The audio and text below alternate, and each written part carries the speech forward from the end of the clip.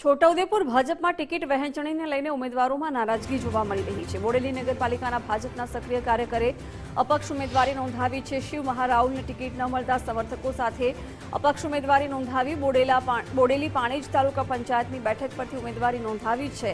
શિવ મહારાઉલના પત્નીને ટિકિટ ન મળતા નારાજગી સામે આવી છે। આ વખતે અમને ટિકિટ આપવામાં નથી આવી। ઘણા સમયથી મને સાઇડ ટ્રેક કરવાની કોશિશ કહેવાતા નેતાઓ કરી રહ્યા છે, એટલે આજે મેં અપક્ષ દાવેદારી નોંધાવી છે અને મને વિશ્વાસ છે, મારા વિસ્તારની જનતા પર વિશ્વાસ છે કે મારી જીત નિશ્ચિત છે અને લીડ પણ નિશ્ચિત છે।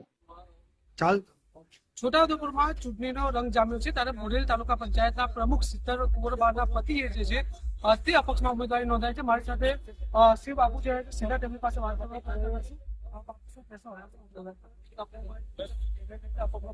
આજે પાનેજ તાલુકા પંચાયતની અંદર અપક્ષ ફોર્મ ભર્યું છે અને વિજય વિશ્વાસ સાથે આજે મારા સમર્થકો સાથે ફોર્મ ભર્યું છે।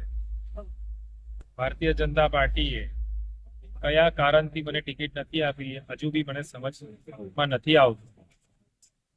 ભાજપે નિયમ બનાવ્યો હતો કે સક્રિય સભ્ય હોય એને જ ટિકિટ મળશે, વિસ્તાર બહારવાળાને ટિકિટ નહીં મળે। તો અસંખ્ય લોકોને સક્રિય સભ્ય નથી એવાને ટિકિટ આપી છે, જે પક્ષ છોડીને ભાજપમાં આવ્યા છે એવા અસંખ્ય લોકોને ટિકિટ આપી છે। એનો મને વિરોધ છે અને વિરોધના હિસાબે આજે મેં અપક્ષ ફોર્મ ભર્યું। ભાજપની નારાજગી ખરી? મારા અસ્તિત્વનો સવાલ આવેલો છે, એના વિશે વિશેષ વાત નહીં કરતા એનો જવાબ હું 28 તારીખે। જીત બાદ મારા વિસ્તાર જે મારી જોડે અત્યારે મારા આ સમયમાં મારી જોડે જે લોકો રહ્યા છે એ નક્કી કરશે કે મારે ક્યાં જવું।